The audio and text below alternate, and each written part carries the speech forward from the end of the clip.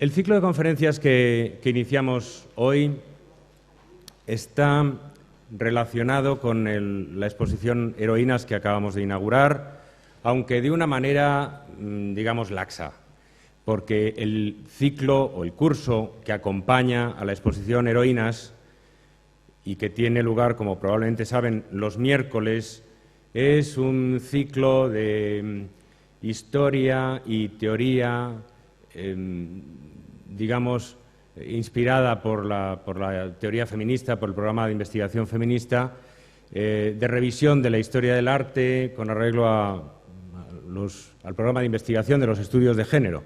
En ese ciclo de conferencias, que está dirigido por Rocío de la Villa, la profesora Rocío de la Villa, pues participarán una serie de conferenciantes, todas ellas mujeres y todas ellas con un currículum, con intervenciones, con artículos, con conferencias dedicadas a estos problemas. Yo, deliberadamente, no he querido, en fin, hacer la pantomima de presentarme como un experto en esas cuestiones y he preferido, pues, abrir otro curso en el que aprovechamos, como siempre, para volver a contar cosas sobre nuestras colecciones desde el punto de vista, en este caso, de la exposición de esta temporada.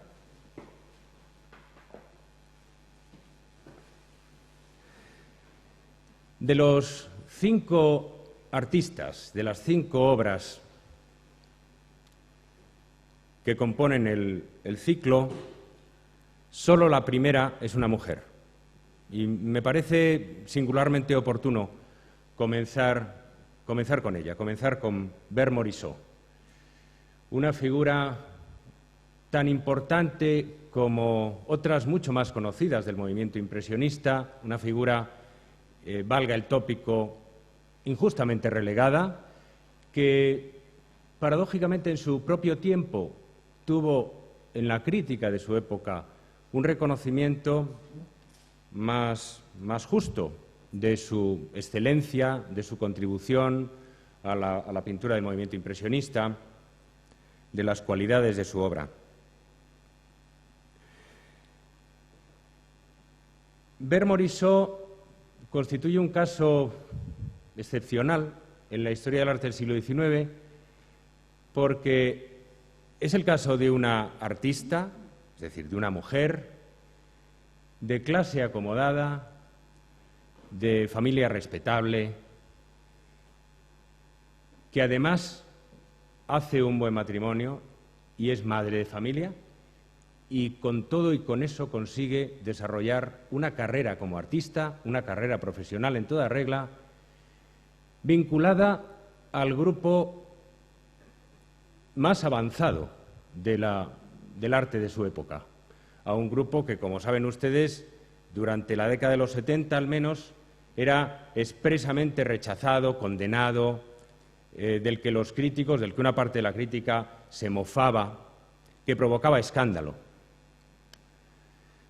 No les extrañará por eso, tratándose de una persona como Bert Morisot, que consiguió ser al mismo tiempo una esposa, madre, hija de familia ejemplar, de una familia respetable, como digo, acomodada, importante en la Francia de su tiempo, y que a la vez desarrollara una carrera como artista, una carrera, digamos, como artista rebelde, independiente o incluso, se podría decir, revolucionaria.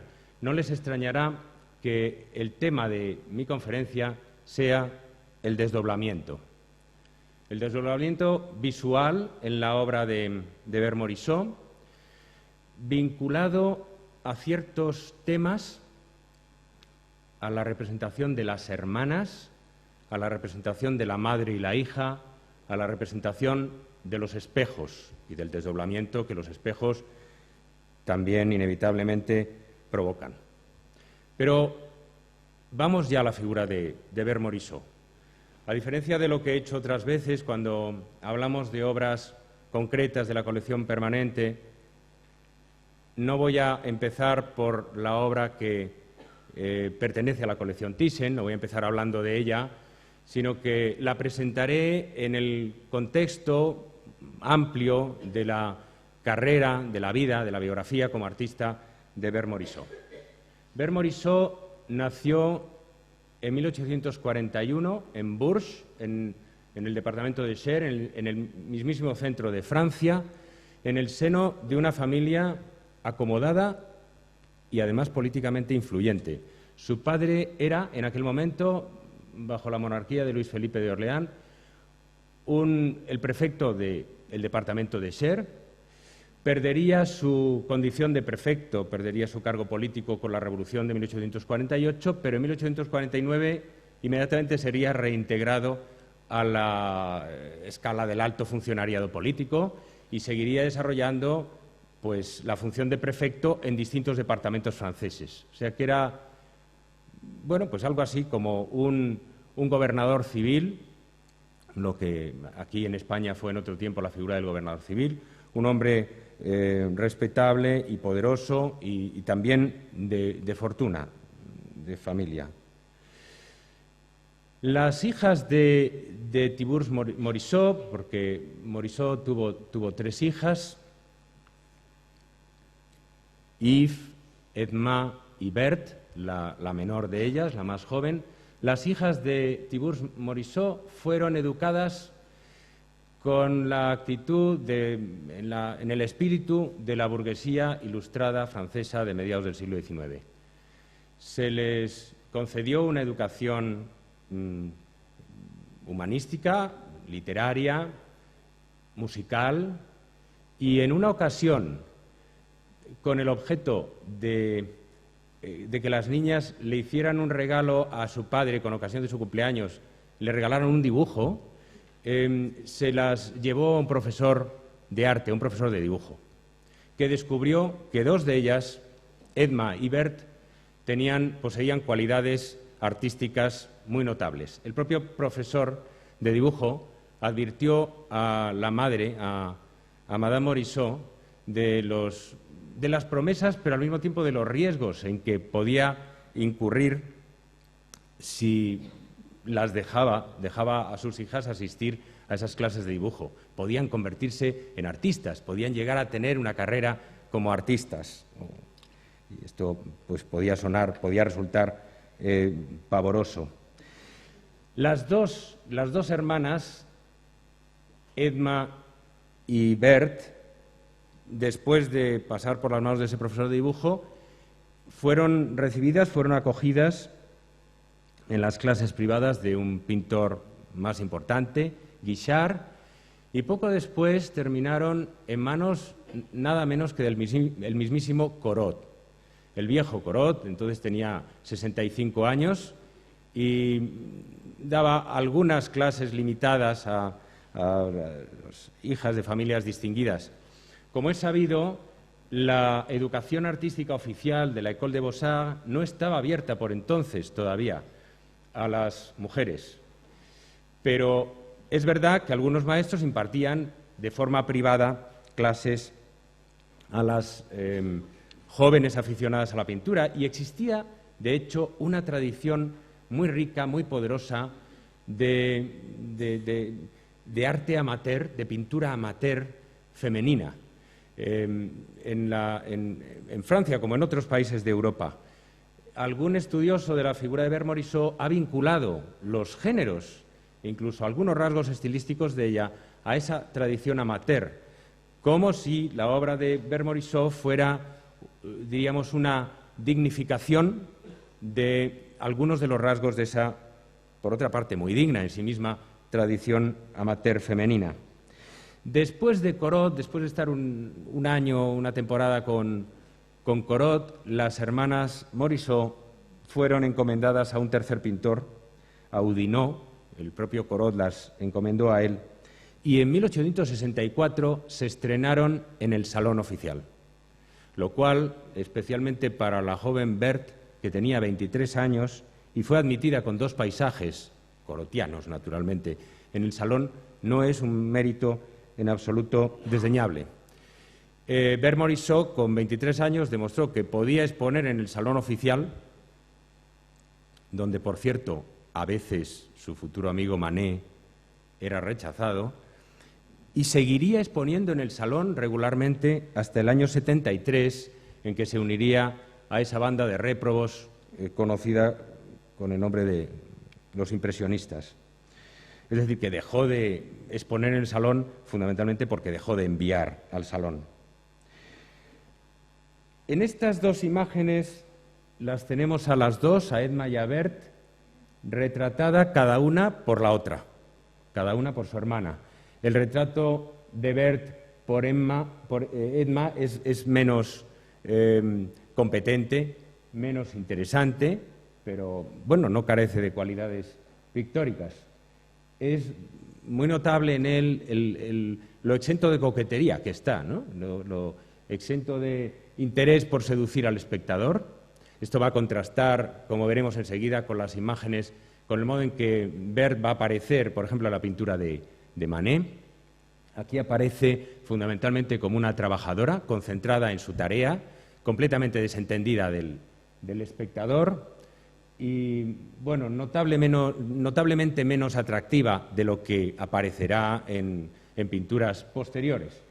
En el retrato de Edma por Bert, que es 6 años posterior, naturalmente constituye una obra de arte en un sentido más elevado, es una obra de arte más notable que la de Edma, y además introduce un contraste fundamental entre las dos figuras, porque si Bert aparece como una trabajadora, como una artista concentrada en lo que hace, Edma, en cambio, aparece retratada ante la ventana en una actitud, ¿cómo diría?, pasiva, expectante, probablemente aburrida,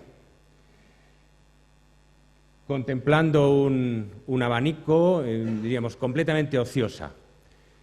Probablemente se entenderá mejor esa actitud de una cierta lasitud, de una pasividad evidente, si sabemos que en ese momento Edma se encontraba ya en un momento muy avanzado de su primer embarazo.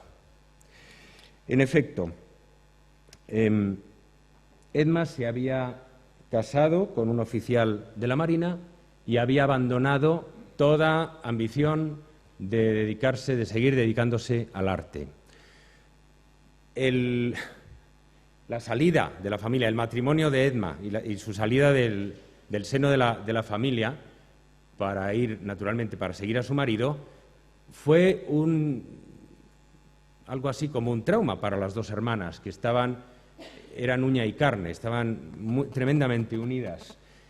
Lo vivieron con mucho desgarramiento, la separación, y a partir de entonces empezaron a cartearse casi cada día. La correspondencia entre Edma y Bert es una fuente valiosísima porque nos informa paso a paso sobre los primeros pasos de la carrera de Bert, etc. Pero por ahora me gustaría quedarme sobre todo con el contraste entre las dos actitudes. Cada una de las dos hermanas perdió algo de sí. Edma añoraría en el futuro, y daría muestras de ello, su anterior dedicación al arte, añoraría su vocación artística y probablemente se preguntaría muchas veces qué habría pasado si. Y Bert, por su parte, meditaría sobre la vía del matrimonio, una vía por la que finalmente optaría, pero más tarde y de manera más consciente, de una manera completamente distinta de como lo había hecho su hermana. En 1868,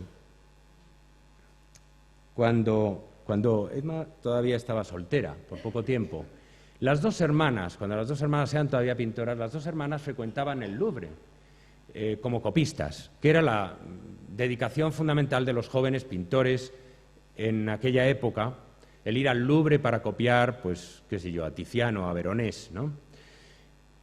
En las salas del Louvre, en el Salón Carré, conocieron a un pintor llamado Henri Fantin-Latour.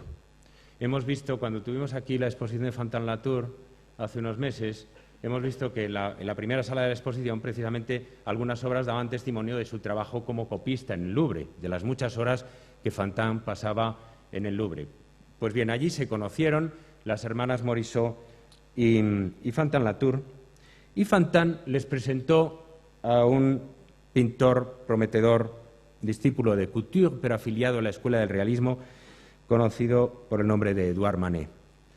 Edouard Manet le escribió en agosto de 1868 a Fantin-Latour estas frases tan sarcásticas, tan incomprensiblemente crueles en algún sentido. Yo soy de su opinión, de la opinión de usted. Las señoritas Morisot, es decir, Edma y Berthe, son encantadoras. Es una pena que no sean hombres. No obstante, ellas podrían, como mujeres, servir a la causa de la pintura, desposando cada una a un académico, para sembrar la confusión en el campo enemigo, ¿no? Es alarmante, ¿no? Hasta qué punto Manet, que sería un amigo íntimo de Berthe, es alarmante considerar con qué escepticismo, con qué distancia y con qué ironía consideraba en el fondo la afiliación de Edma y de Berthe a la causa de la buena pintura, de la nueva pintura. Bueno, el caso es que nada más conocerla, probablemente seducido instantáneamente por Berthe, que era, según muestran las fotografías, muy atractiva, con un atractivo extraño, unos ojos muy grandes, oscuros, profundos, un aire un poco trágico, de belleza trágica, moderna, nos resulta más del siglo XX que de esa época. Le pidió inmediatamente que posara para una pintura en la que estaba iniciando, el famoso balcón, inspirado en el otro balcón de las Majas de Goya. Y Berthe aceptó y comenzó a ir al atelier, acompañada naturalmente por su madre, como iban las señoritas decentes, a posar junto a la violinista Fanny Claus, que está en segundo término, y el pintor Antoine Guillemet, en esta pintura extraña que dejó perplejos a los críticos, porque no sabían si se trataba de un retrato de grupo, de una escena de género, qué estaban haciendo aquellos personajes, por qué no se hacían caso entre sí, que desconcertó tanto a la crítica, pero que constituye desde luego una de las obras maestras clásicas de Manet. Berthe Morisot se incorporó inmediatamente al repertorio, diríamos, de los objetos casi obsesivos de la imaginación de Manet. Comenzó a pintarla una y otra vez. Hay hasta 10 pinturas de Manet en las cuales ella ocupa el papel de protagonista. En primer lugar, en El reposo, donde, bueno, pues ya aparece como se trata ya de un retrato, donde ella es protagonista. Y luego, sucesivamente, en toda una serie de retratos un poco excéntricos, un poco irónicos, ingeniosos, y donde se trasluce que probablemente entre Edouard Manet y ella había algo más que una pura simpatía profesional. Da la impresión de que el pintor estaba seducido por el atractivo de Berthe, por su inteligencia también, y ella, por su parte, como comenta en una carta a su hermana, le dice: no olvidaré jamás los días de amistad y de intimidad con Manet, con Edouard Manet, cuando posaba para él y su ingenio tan encantador me tenía despierta, me tenía en vilo, durante esas largas horas de la pose. La propia Edma vivía esta intimidad entre Berthe y Manet con envidia. y le escribía: «Tu vida debe ser encantadora en este momento, hablar con Monsieur Degas mientras le ves dibujar, reírte con Manet, filosofar con Puvis de Chavannes», otro artista al que habían conocido las dos hermanas en el Louvre y que, por cierto, le pediría en matrimonio, pediría la mano de Berthe muy poco después y sería rechazado. El cuadro de Berthe Morisot con un ramito de violetas es el icono de la relación, el icono más conocido de la relación entre Manet y Berthe Morisot, y le fue regalado a la pintora y se conservó en su colección. Como las hermanas Morisot y su madre, y finalmente solamente Berthe, asistían también al salón de la casa de Manet, frecuentaban la tertulia de la casa de Manet, Berthe terminó entablando relaciones con el hermano de Edouard Manet, Eugène Manet, un hombre inteligente, de buen carácter, pero sin profesión conocida, que vivía de las rentas de su familia. Berthe se comprometió con él y se casó en 1874. Y en ese momento se termina la relación profesional como modelo con Edouard. Naturalmente no parecía adecuado que ella, casada con Eugène, siguiera posando para su cuñado, ¿no? Estos son los últimos testimonios, muy probablemente, de esa relación, en los que sigue habiendo esa excentricidad, esas poses raras que son características de los retratos de Berthe Morisot por Manet, el uso, la coquetería en el uso del abanico, la elegancia del negro, pero hay una distancia que no había antes. Si lo comparamos con esta mirada frontal, con esta apertura que tiene, y este candor también que tiene Berthe en el pequeño retrato con el ramito de violetas, eso parece haberse desvanecido ya en estos otros retratos donde, para empezar, ella evita la mirada y está como, escapando, eludiendo el contacto con el pintor y con el espectador, naturalmente. En 1869, pocos meses después de que, vamos a remontarnos un poco más atrás y vamos a concentrarnos ya en la obra de la propia Berthe, pocos meses después de que su hermana Edma se casara y se fuera del hogar, hacia el final del verano, en septiembre de 1869, Morisot se puso a retratar a dos hermanas llamadas de Lagos, que le dieron muchísima guerra, porque eran muy inquietas, no posaban bien, le daban mucho la lata, y dicen que este cuadro, iniciado en 1869, le dio tantos problemas que solo lo terminaría, Charles Stacky, por ejemplo, sostiene que solo lo terminaría 6 años después. Sea como sea, es un cuadro extraño, intrigante, incluso un poco inquietante. ¿Qué significan esas dos figuras gemelas, como clónicas, que producen un efecto de extraña simetría, asimetría? ¿Qué ha buscado, por qué este retrato? ¿Qué ha buscado Berthe con este retrato?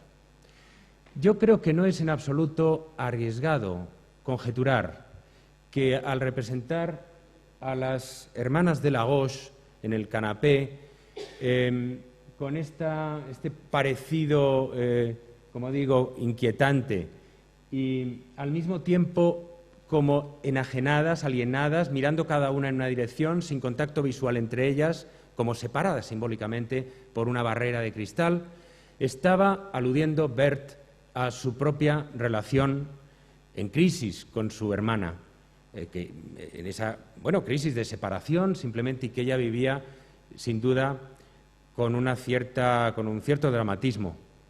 Y muy probablemente yo creo que Berthe estaba reflexionando sobre también su propia encrucijada, sobre si tenía, como su madre constantemente le decía, que abandonar ella también la carrera de pintora para casarse. Su madre estaba empezando a preocuparse porque Bert cumplía años y no parecía haber ninguna.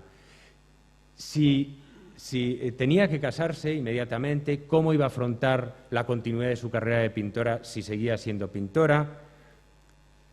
Todas estas cuestiones. Ahora, visualmente a mí el cuadro de las hermanas de la Hoz en el sofá lo que me evoca es a toda una serie de dobles retratos, de clones, de gemelos, que aparecen en la pintura francesa y británica entre los años 50 y 80. No sabría decir por qué la pintura del tramo medio del siglo XIX experimentó una fascinación singular por esos retratos dobles de hermanos y particularmente de hermanas gemelas. Se suelen citar el retrato de las dos hermanas de Chassériau, este pintor todavía romántico, muy determinado por Ingres, pero más cerca de Morisot está Degas, con sus hermanas Bellelli, que no son gemelas, pero a las que el pintor ha situado en una actitud equívoca, casi como si la una fuera el reflejo en el espejo de la otra, aunque una sea más rubia y la otra sea más morena. Augustus Leopold Egg tiene estas casi siniestras compañeras de viaje, porque la simetría es tan implacable, tan abrumadora, que casi no tenemos la sensación de que sean dos personas distintas, sino la misma persona replicada, ¿no?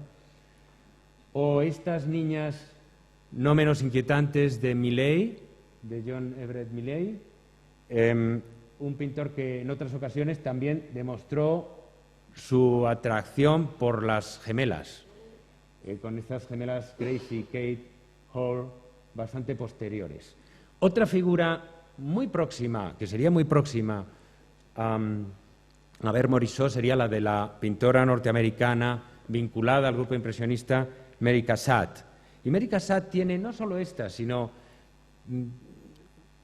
toda una serie de pinturas en las que juega con los paralelismos, las analogías, los parecidos, que casi sugieren una identidad de gemelos con las figuras, por ejemplo, en el teatro, en el palco, ¿no? Es como si el abanico, en este caso, fuera un plano de simetría, un espejo en el cual se reproduce la imagen de la figura que está más acá, ¿no? Y volvemos a Morisot. Poco después de pintar a estas dos hermanas de la Roche, Bert Morisot pinta a su hermana Edma en un gran retrato, en un retrato ambicioso que debe un poco a Fantin, aunque con una paleta más luminosa, y bastante a Degas. Fantin y Degas son pintores que gravitan sobre ella en este momento incluso más que Manet. La asimilación de Manet por parte de Bert Morisot va a ser un poquito más lenta. Y Bert escoge para componer las figuras de su hermana y su madre un esquema que conocemos perfectamente por Fantin, que es el de las dos figuras femeninas implicadas en la lectura. Cuando tuvimos la exposición de Fantin aquí teníamos nada menos que 3 pinturas con este patrón, ¿no? Una figura que lee y otra figura que supuestamente debería escuchar, aunque en realidad parece ajena. Estas serán las hermanas de Fantin y este es el primer cuadro de la lectura de Fantin-Latour. Más adelante Fantin-Latour volvió a utilizar ese esquema con otras figuras que ya no eran sus hermanas. Pero en este está también ese parecido sospechoso, inquietante, que hemos visto en los cuadros de gemelas que hemos repasado hasta ahora.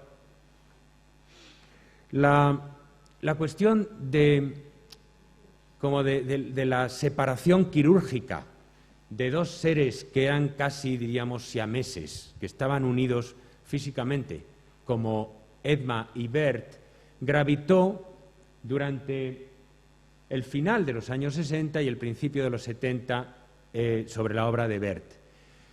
Pero enseguida el interés de Bert se adaptó a un fenómeno nuevo para ella, un fenómeno nuevo en la familia, la maternidad de su hermana Emma. Y la maternidad de su hermana Emma se convirtió en el foco, en el tema más reiterado, más a veces casi obsesivo de su pintura. Verso es la cuna, el cuadro probablemente más famoso de Bert-Morisot, el más icónico, el más conocido. Se ha dicho de él que es una suerte de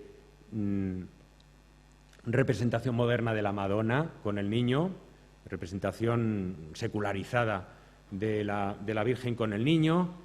Se ha hablado de su intimidad, de su carácter lírico, se ha hablado de muchas cosas, pero no se ha insistido lo suficiente, en mi opinión, en un rasgo extraño de la cuna. Y es el modo en que el velo de la cuna separa con un arco de círculo las esferas de la madre y del hijo, creando de nuevo como un plano especular. Y fíjense que la postura del brazo contra la cabeza de la madre y del niño son idénticas. Los dos tienen los ojos cerrados, el niño duerme y la madre tiene los ojos como entrecerrados, lo está mirando pues embelesada, y entre ellos hay una extraña corriente como de sintonía, de empatía, que les hace adoptar la misma postura. Bueno, extraña o no tan extraña, porque los niños constantemente adoptan las posturas de sus madres y viceversa. Lo que me interesa es mostrar cómo el fenómeno de esa simetría que habíamos visto en un cuadro menos importante que este, en realidad, el de las hermanas de la Roche, menos importante pero más explícito, está aquí en cierto sentido latente. El niño es un modelo a escala de la madre y la madre un modelo a gran escala del niño. Entre las madres, casi siempre inspiradas en la figura de Edma, y las hijas, porque esto es importante también, la corriente empática que Bert destaca no es entre madres e hijos varones, sino entre madres e hijas. Aparecerá en los primeros años 70 constante, obsesivamente en la pintura de Bert. Por ejemplo, en este interior tenemos en primer término a una señora inspirada evidentemente en Edma, a una señora una señora distinguida, que, diríamos, medita, está pensando en sus cosas, mientras la nodriza o la nani saca a la niña a pasear. La figura de la madre acompañada por la niña o de la nani cuidando de la niña es el motivo más frecuente en la pintura de Bert-Morisot de estos años. Por ejemplo, la mujer y la niña que se asoman al balcón, el balcón de la Rue Franklin, de la casa de la hermana de Edma, que está muy vinculado a un cuadro de Bert-Morisot que hemos tenido, por cierto, en la exposición Jardines Impresionistas, que es el de la vista desde el Trocadero. La Rue Franklin estaba ahí en la colina de Trocadero y la vista, recordarán que era un poco parecida, lo que pasa es que más apaisada, más panorámica. Hay interiores, hay vistas al aire libre, en unas aparece Edma con Jean, en otras con Jean y con la otra niña, con Blanche. Edma tuvo dos niñas en un periodo de tiempo. Este cache-cache, jugando al escondite, es muy representativo del tipo de pintura que hace Bert-Morisot en este tiempo. Ya se va advirtiendo la influencia de Manet en la factura pictórica, y son la madre y la hija jugando al escondite alrededor de un cerezo, de un árbol tan exiguo que no esconde nada, ¿no? Como se juega al escondite con los niños muy pequeños, ¿no? De esa de esa manera en la que en realidad uno no se esconde. Aquí, en Cazando mariposas, Edma aparece con sus dos hijas, con Jeanne y Blanche en Morecourt, que era la propiedad de Edma y su marido. Siempre Edma aparece como involucrada en juegos un poco misteriosos, un poco intrigantes. No aparece solo simplemente contemplando a las niñas, sino se desarrolla una cierta intriga, ¿no?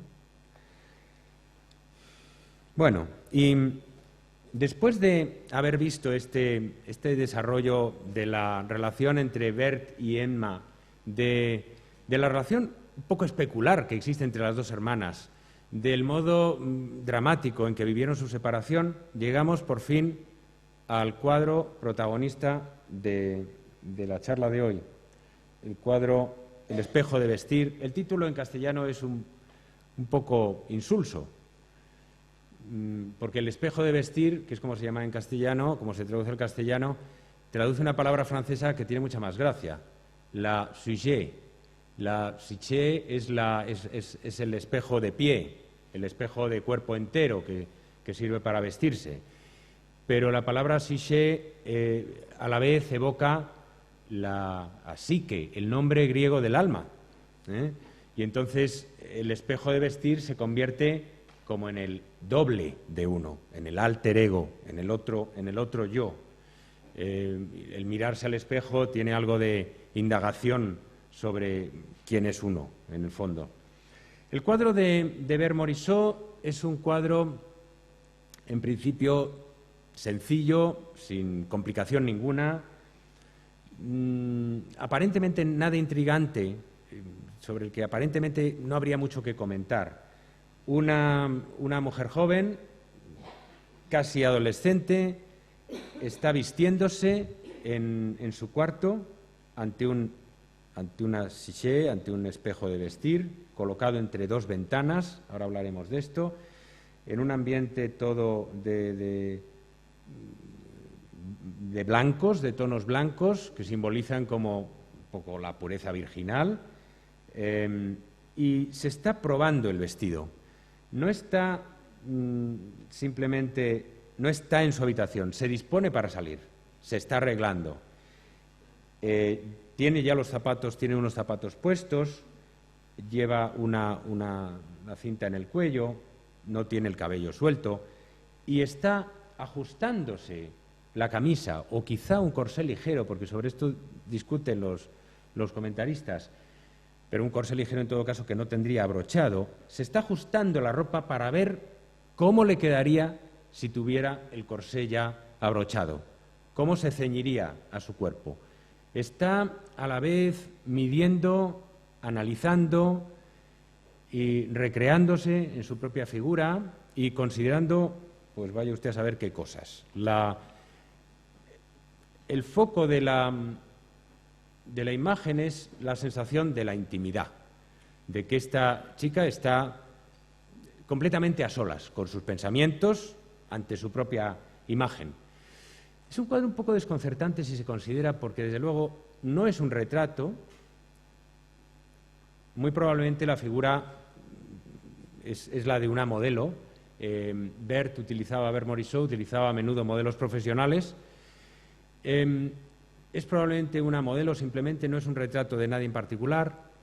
No es exactamente una escena de género, porque no hay ninguna anécdota en realidad.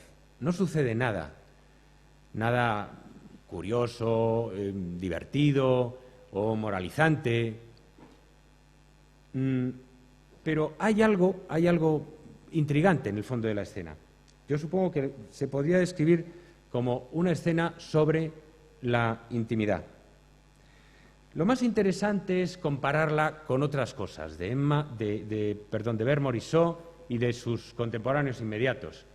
Es, por ejemplo, interesante recordar que una de las primerísimas obras presentadas al Salón por Berthe Morisot era esta especie de ninfa corotiana recostada junto al agua contemplando su propio reflejo. O sea, algo así como una versión femenina del mito de Narciso, ¿no? hay algún cuadro de Corot en el que parece directamente inspirada. Pero lo interesante es que al ser la autora una mujer, al ser la artista, la pintora una mujer, la ninfa que se mira en las aguas cobra un sentido distinto del que cobraría si se trataba de un hombre. La Siché se puede situar también en el contexto de la pintura que los compañeros más veteranos de Bert estaban haciendo en ese momento. Por ejemplo, la pintura de su amigo Degas. Degas había pintado solo un año antes, porque la Siché es de 1876, esta Madame Gentot ante el espejo, que tiene algo en común y algo muy distinto, porque Madame Gentot no está recreándose en su figura en su cuarto, sino que pasa por delante del espejo, está saliendo ya, está completamente vestida de calle y quizás se detiene un momento ante el espejo para comprobar si todo está bien y súbitamente aparece una muy rara escisión entre lo que sugiere su perfil y lo que sugiere el rostro que se refleja en el espejo. Este fenómeno que pasa a veces en la pintura, de que tenemos de pronto la sensación de que la figura que se mira en el espejo no es la misma que nos mira desde el espejo, que hay un algo extraño, un poco inquietante en el rostro del espejo. Hay problemas en el rostro del espejo que no se reflejan en el perfil más claro, más luminoso de Madame Gentot, que mira hacia el espejo. El cuadro de Bert Morisot, de todas formas, con lo que está más directamente relacionado, pero no porque ella haya bebido de ello, sino porque él ha bebido de ella, es con dos cuadros de Manet que fueron pintados inmediatamente después y que causarían no poco escándalo. Ante el espejo y sobre todo Nana, que es el cuadro más conocido.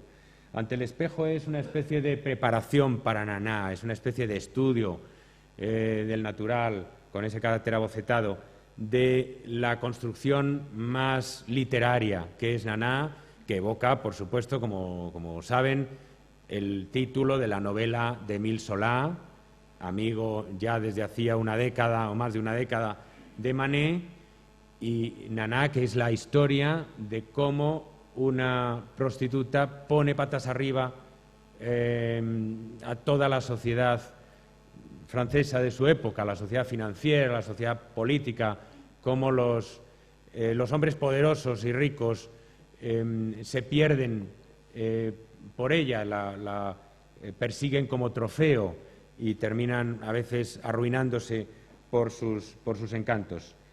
Nana, el mito de la Istar babilónica, de la femme fatale, si se quiere, de la mujer de origen humilde que con su poder sexual venga a su clase, ocasionando la ruina de las clases dominantes, es la retratada por Manet ante el espejo, acompañada por un caballero pues, que es evidentemente un protector.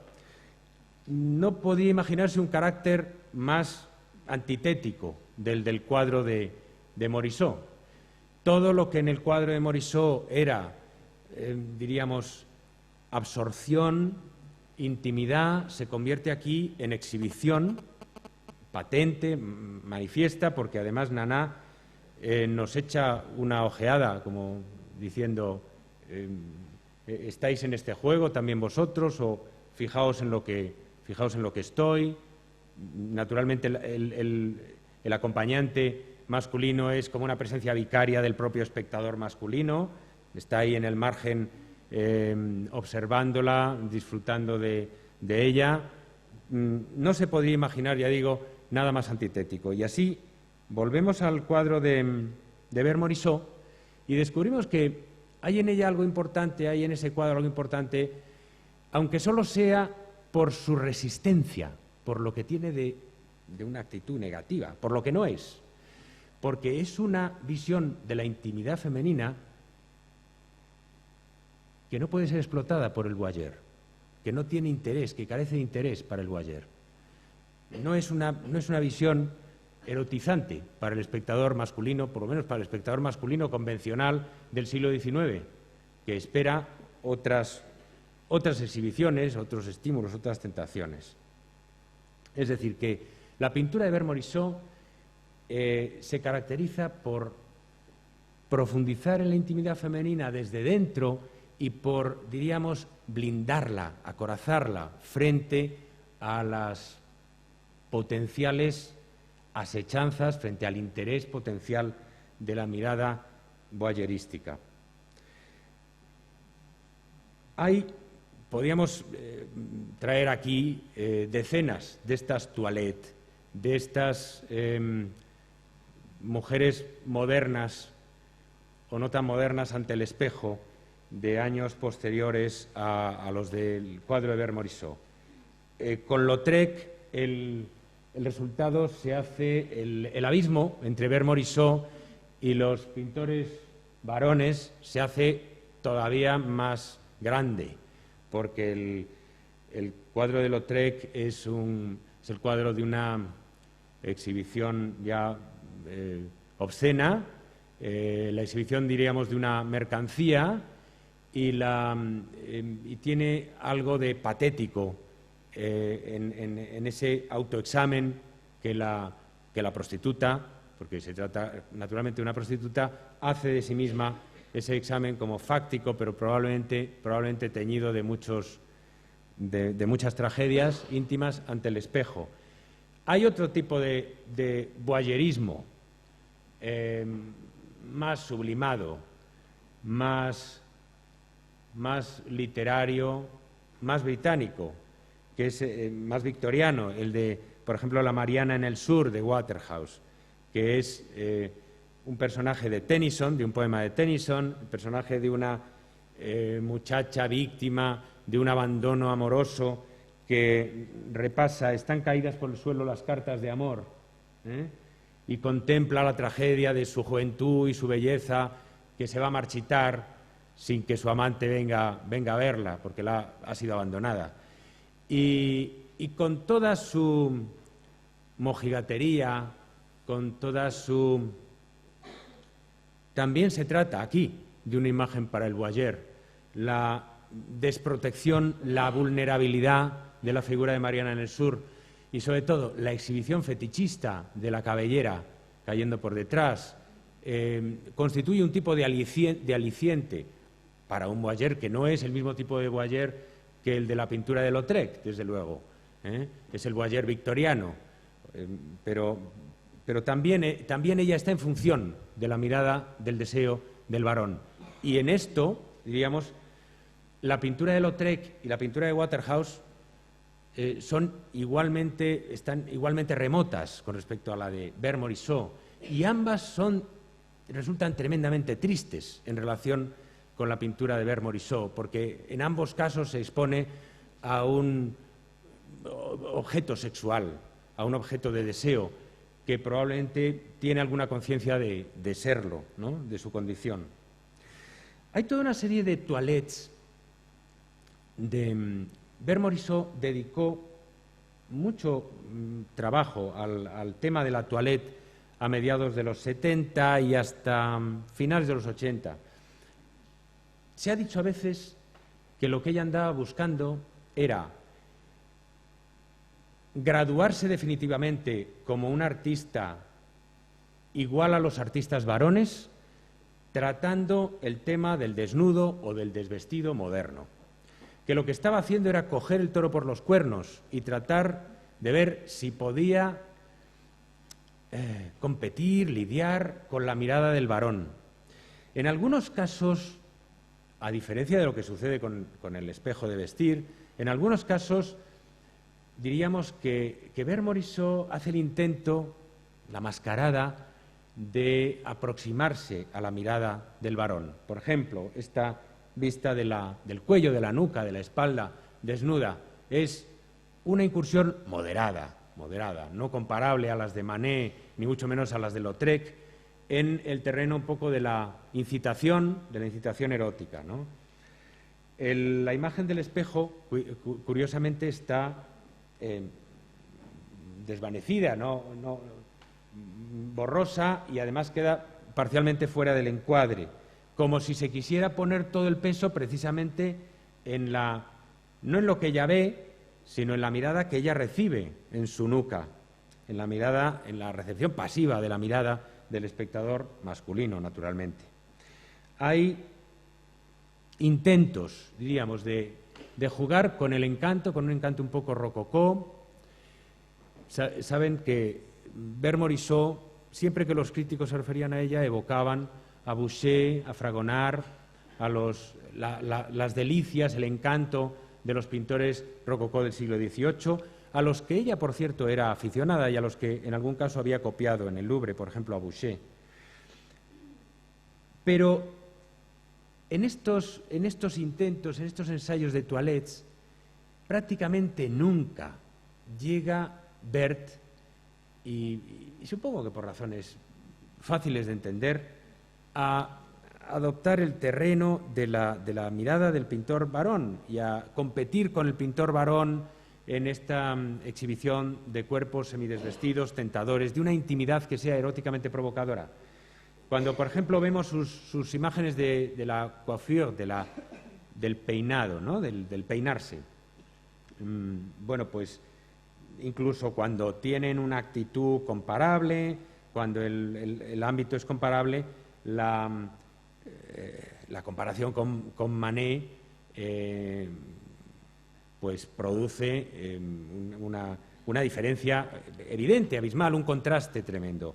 Las criaturas de Manet están servidas para el gusto del espectador masculino sin ningún género de dudas, mientras que Vermorisot juega al sí pero no, ahora me interno un poco, avanzo un paso, pero en realidad retrocedo dos, y no le doy al espectador ni la mitad de lo que podía esperar. Hay, bueno, mucha coquetería implicada en eso, pero en todo caso es una coquetería, ¿cómo decir?, recatada, que preserva la intimidad femenina, no por pudibundez, que Morisot no era pudibunda, sino porque supongo que comprende que su terreno no es el competir con la mirada, con el artista varón que se ofrece al voyeur. Quizá lo más audaz en el sentido erótico de esta serie de toilettes sea Ante el espejo, de 1890, y esta otra, Saliendo de la cama, que es un semidesnudo de Passy, que es, por cierto, la nani de Julie, de la hija de Berthe, de la que vamos a hablar enseguida. Hay efectivamente una concesión erótica en el modo en que la prenda de la mujer de espaldas se desliza del hombro, un truco que es tan antiguo como la estatuaria clásica griega. Y hay una incitación erótica en el contorno del seno, evidentemente. Pero observen lo que pasa en la imagen reflejada en el espejo. No hay nada, no hay rasgos, no nos ofrece nada. Es un torso plano, como si se hubiera borrado deliberadamente, como si se hubiera desvanecido, bueno, lo que el espectador iría a buscar después de adivinar la silueta. Era en el espejo donde nos esperaba la visión, la recompensa, la incitación. Y ahí no hay nada, porque ella lo ha borrado. Si hay un artista afín en este momento, comparable a Berthe, es su colega, de la que fue amiga, pero también en cierto sentido rival, la norteamericana Mary Cassatt. Mary Cassatt tiene esta serie de estampas en color abrumadoramente endeudadas con las estampas japonesas, pero deliciosamente endeudadas también, porque son una de las recreaciones del espíritu de las estampas japonesas más delicadas, más sutiles que se han hecho en Occidente, y las escenas típicas que hemos visto también en Morisot de la toilette, o sea, el aseo, y la coiffure, el peinarse.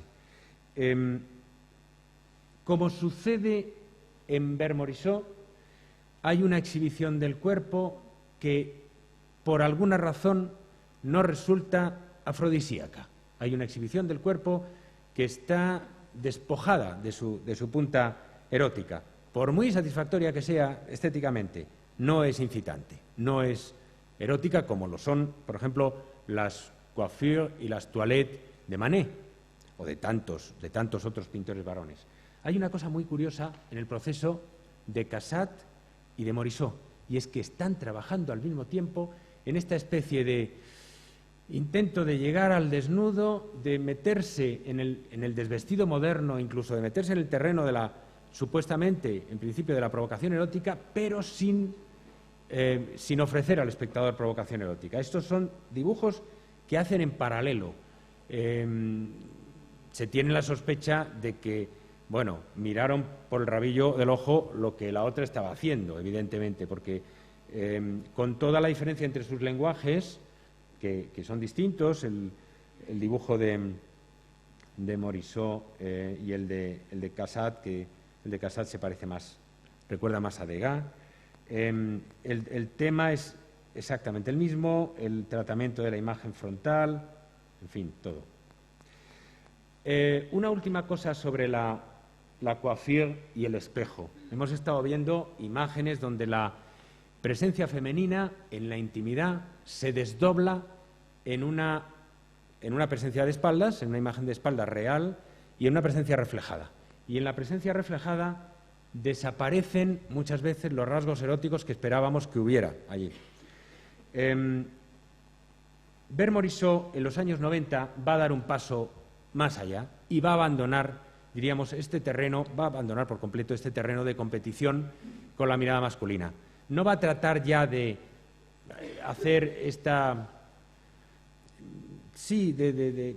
sugerencias de estar emparentada con las toilettes, con las coiffures de Boucher o de Tiziano o de Manet, de su contemporáneo Manet. No va a seguir jugando a este juego, va a abandonar el territorio de ese juego por completo.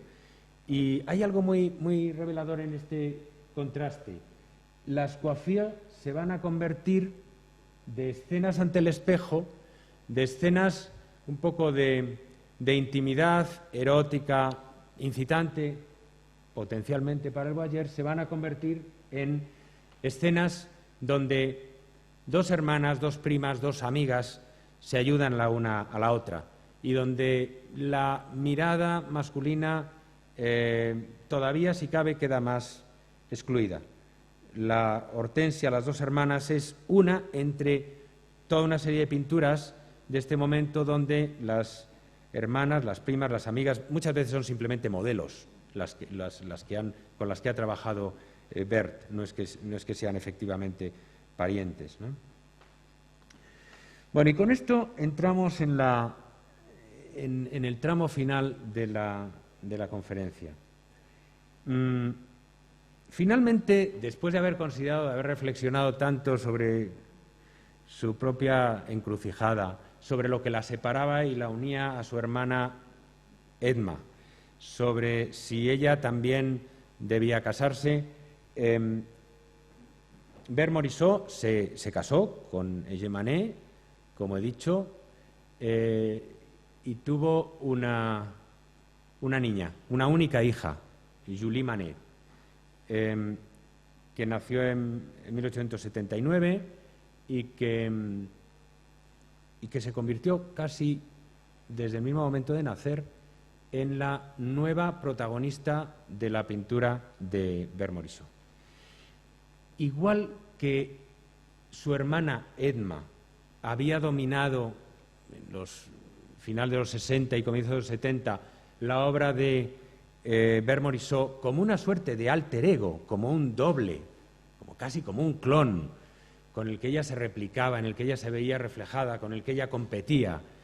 Así, ese mismo papel comenzaría a desempeñarlo ahora Julie Manet. Hemos visto que Morisot ya había abordado la maternidad antes, la había abordado con motivo de la maternidad de su hermana Edma. O sea, había vivido vicariamente a través de su hermana la maternidad, la había observado con curiosidad, con intriga, quizá con envidia, ¿no? Hemos visto todas esas pinturas donde Bert Morisot pinta a su hermana con sus niñas. Ahora, por fin, disponía de su propia hija. Y Julie Manet se convirtió como digo, en su doble, su alter ego, su acompañante constante, la protagonista constante de su pintura a partir de 1880. Desde el mismo momento en que la nodriza aparece amamantándola, fundida casi la niña con el cuerpo de la nodriza. Es muy curioso porque, como ella es la pintora y en muchas ocasiones es muy difícil estar pintando y ocuparse de los niños, pues ella tiene que seguir utilizando figuras vicarias que hagan el papel de madre que ella en ese momento no puede hacer. Tiene a la nodriza primero y luego tendrá a la nani, en las que ella se proyecta y con las que juega a representar este diálogo de los cuerpos, esta especie de íntima confusión de los cuerpos. La factura impresionista de Bert Morisot permite que uno a veces no sepa dónde empieza el niño y dónde termina la nodriza, ¿no? Este es el juego el mismo juego de los siameses, de las hermanas siamesas con el que habíamos comenzado. Igual que pasaba que Edma aparecía implicada con sus hijos en el juego del escondite o de la caza de mariposas, que eran juegos un poco misteriosos y quizás simbólicos, así también Julie, la hija de Bert, y Passy, su nani, son representadas también implicadas en trabajos un poco misteriosos. Por ejemplo, este cuadro, La Fábula, recibió el título del más misterioso, el más hermético de los poetas modernos, Stéphane Mallarmé, que era muy amigo de Bert Morisot y que escribió textos muy bellos y completamente incomprensibles sobre Bert Morisot. Y no sabemos bien por qué le llamó La Fábula, no sabemos bien quién le cuenta una fábula a quién, si es que alguien le está contando la fábula, no sabemos si Julie está recitando un poema que se ha aprendido o si Passy, la nani, le está contando a la niña una historia. No queda claro, es todo un poco inaccesible, un poco es solo como un murmullo para el espectador. Pero de nuevo aparece esa misteriosa, íntima sintonía, empatía entre dos seres femeninos, aunque sean de distinto tamaño, de muy distinta edad. Todavía más acentuado está eso en la lección de costura, donde la niña y la nani están cooperando, acercando las cabezas en una tarea común que les pertenece a ellas en exclusiva. No pertenece, desde luego, al espectador varón en absoluto. El espectador varón está, también excluido de eso. Aquí se ha acentuado un grado esto. Y la intimidad como materna entre la nani y la niña se va a reproducir a otra escala, como en un juego de muñecas rusas, se reproduce a otra escala entre Julie y sus muñecas. Con cierta frecuencia Julie aparece representada en esta misteriosa intimidad con sus muñecas, como si, Julie es la muñeca de Bert y la muñeca es la muñeca de Julie, y cada uno está, hay como una serie de cajas metidas una dentro de la otra. La figura de Julie con muñeca aparece en pasteles, en óleos. Este cuadro de la derecha es muy interesante, la niña con muñeca que no es Julie, es la sobrina de Bert Morisot, la hija de su hermana Yves, porque pertenece a un cuadro de hermanas, digamos, de siamesas escindidas quirúrgicamente. Este cuadro era uno solo y en algún momento fue dividido, fue cortado. No sabemos si por la propia Bert Morisot o por Julie. Representa a la sobrina de Bert, a Jean Gobillard, y a la propia Julie. Una tiene una muñeca en el regazo y la otra un perro. Y se miran la una a la otra como como una figura que se refleja en un espejo. Hay entre ellas esta relación de oposición, como si, además se parecen porque tienen el pelo rubio, pelirrojo, tirando a pelirrojo.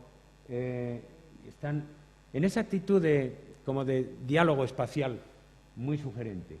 Los cuadros no encajan del todo porque evidentemente han sido después pues, recortados o adaptados después de haber sido escindidos. Pero es como si de nuevo se repitiera aquel drama originario de Berthe Morisot cuando se veía separada de su hermana Edma, ¿no? De nuevo hay aquí una separación de los dos seres que estaban como condenados a permanecer unidos.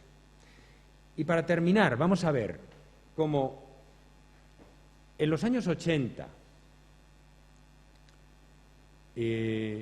y al principio de los 90 también, en los últimos años de su vida ya, porque Berthe Morisot murió muy joven, con 54 años de edad, ¿no? Se truncó su carrera y se truncó su vida, solo pudo ver a su hija pues, en la adolescencia. En estos últimos años, Berthe Morisot consigue superar todas esas figuras vicarias, la figura de su hermana como madre, la figura de la nodriza, la figura de la nani, todas esas figuras que se interponían entre ella y su hija. Y consigue finalmente autorretratarse con su hija. Estos son los primeros autorretratos en absoluto de Berthe Morisot. Berthe Morisot no había pintado autorretratos antes. Y súbitamente, en un momento de la asunción de la maternidad, cuando Julie tiene como 3 años, de pronto Berthe Morisot se siente capaz de autorretratarse por primera vez. Y se autorretrata en varias ocasiones con su hija, como si su hija fuera parte de sí misma, literalmente una parte de su propio cuerpo, como aparece aquí. Perdonen que no tenga una reproducción en color, la he sacado del catálogo Razonado, no he encontrado una reproducción en color, pero es muy llamativo cómo la cabeza de la niña es casi como un apéndice del cuerpo de la madre, ¿no? Está completamente rodeada por la mano. Tengo tres autorretratos muy distintos con Julie. En este segundo, de 1885, se diría que, por el contrario, ella intenta deslindar su maternidad de su carrera. Por una parte aparece enfrentada al espectador, muy en el estilo de otro autorretrato que, por cierto, tenemos en la exposición de heroínas en las salas de Cajamadrid, otro autorretrato que es de esta misma época y donde ella aparece con la paleta mirando al espectador. Es como si aquí ella hubiera querido deslindarse como artista, como pintora profesional, del otro lado de su vida, de su maternidad. Y la niña es más borrosa, Berthe no la mira, no parece consciente de su presencia, tampoco la acoge, tampoco le hace caso. Una fórmula, intermedia es este autorretrato más tardío, donde también se impone un poco finalmente más la separación que la intimidad, ¿no? Donde Julie permanece muy borrosa en segundo término y es como si Berthe Morisot había sido una persona muy autoirónica, muy autodesdeñosa, muy exigente consigo misma, muy crítica con todas sus cosas. Es como si por primera vez, y paradójicamente a través de la maternidad, hubiera conseguido también alguna seguridad en el terreno artístico. Ahora, la representación que me parece más interesante, más reveladora, son todas, como ven, muy distintas en matices. Es la que nos ofrece Berthe Morisot en un dibujo y en una estampa, la punta seca, del final de la década de los 80. Es una representación de la propia Berthe Morisot con su hija Julie, que echa la cabeza por encima de su hombro para ver lo que está dibujando su madre y para, en cierto sentido, cooperar con ella, para mirar como mira a su madre. Y en esa fusión de las dos cabezas, en un trabajo común, que es el de la mirada del artista, se diría que por fin Berthe Morisot ha conseguido reconciliar las dos mitades de su vida. Pues son dos mitades, la creación artística, su carrera como artista y la maternidad, por el otro lado. Julie dibuja constantemente cuando Bert pinta. Cuando Bert está pintando, se pone a su lado y dibuja. Y lo que expresa, una vez que la niña ha crecido, lo que expresan estos dibujos es esa reconciliación de dos mitades que probablemente que ella creía y que nosotros creíamos que estaban condenadas a estar eternamente separadas, ¿no? La lección de dibujo es la expresión, de nuevo, física de la fusión, otra vez, del cuerpo de la hija con el de la madre. A mí me recuerda a las fórmulas de dos pintores contemporáneos, Mary Cassatt y Sargent, para representar la maternidad o la paternidad en forma de prodigio teratológico, de un monstruo de dos cabezas. Es tremendamente llamativo, ¿no?, que tanto Mary Cassatt como Sargent hayan utilizado este truco para mostrar una vinculación en pinturas que son realistas, pero caramba, ¿no? Se fuerza la naturalidad de la separación de los cuerpos todo lo que se puede. En el cuadro de Mary Cassatt, representa a su hermano, un muy próspero hombre de negocios de Filadelfia, al que Mary Cassatt convirtió en un gran coleccionista de pintura impresionista, con su hijo, naturalmente, con el sobrino de Mary Cassatt. Y no solo se aproximan las cabezas, sino que con el truco del color negro se ha convertido los cuerpos de padre e hijo en una sola cosa. Y el cuadro de Fisk Warren y su hija, que por cierto le costó a Sargent una eternidad, ¿no? Él habla de que fue un infierno, tuvo que hacerlas posar decenas y decenas de veces, pero está muy logrado en ese sentido de sugerir metafóricamente una fusión que va más allá de lo natural, que va más allá de las fronteras normales representadas en la pintura realista entre los cuerpos. Es realmente como si la cabeza de la niña fuera, a fuerza de empatía y de respirar, de vivir y de mirar por los ojos de su madre, saliera del tronco de la madre. ¿Y qué me dicen del modo en que se entrelazan las manos? Que no sabríamos decir qué miembro procede de qué cuerpo, ¿no? Bueno, es ese tipo de fórmula un poco la que estaba en la mente, yo creo, de Morisot, aunque no llegara a hacer de esto una obra, una pintura al óleo suficientemente ambiciosa. Curiosamente, y termino ya con esto, no fue ella, sino un íntimo amigo suyo, Renoir, quien mejor plasmó en el óleo esa misma idea de la enorme empatía que había entre las dos, a medida que Julie creció, ¿no? A medida que Julie se convirtió en una compañera de su madre. Fíjense cómo en el dibujo, quizá más todavía que en la pintura, hay una también íntima confusión entre los dos cuerpos, un poco como sucede en las representaciones de la Virgen y Santa Ana, en las representaciones sacras del Renacimiento, donde la Santa Ana sostiene a la Virgen en su regazo, como pasa en la representación de Leonardo, y no sabemos dónde comienza el cuerpo de una y termina el cuerpo de la otra. Renoir, como digo, que era amigo de la familia desde el comienzo de los años 80, nos dejó este último testimonio de la intimidad de Bert y su hija y de esta como reconciliación final entre el arte y la vida, el arte y la familia en la obra y en la vida de Bert Morisot. Última reconciliación porque Bert murió pocos meses más tarde.